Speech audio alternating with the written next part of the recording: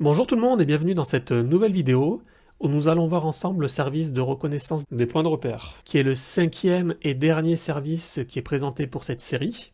Pour ceux qui ne les ont pas encore vus, je vous invite à aller regarder les 4 services que nous avons présentés précédemment. Donc la reconnaissance des fruits, reconnaissance des logos, reconnaissance des nombres et reconnaissance des lettres. Alors dans cette vidéo, nous allons nous concentrer sur le service d'IA de reconnaissance des monuments.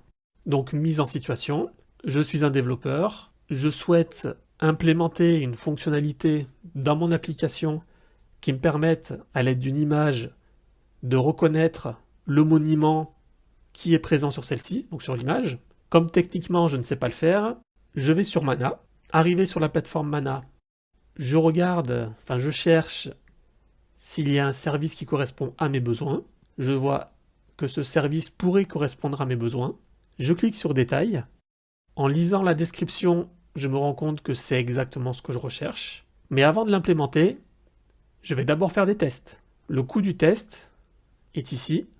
C'est 10 man par test. Je vérifie que j'ai assez de fonds pour pouvoir effectuer mes tests. Je reviens sur la page de la description du service. Et maintenant, je clique sur No Use. Je vais uploader mes images afin de tester ce service. Donc je vais utiliser cette image pour faire un premier test.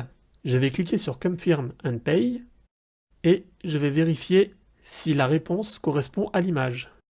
Et je vois que c'est bien le Taj Mahal. Donc le test a bien fonctionné.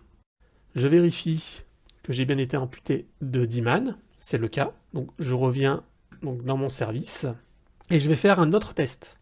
Je vais tester avec une autre image. Je clique sur Confirm and Pay.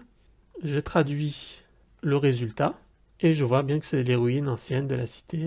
Donc parfait, c'est exactement l'image que j'ai. Je vérifie que j'ai bien été amputé de 10 man, c'est le cas.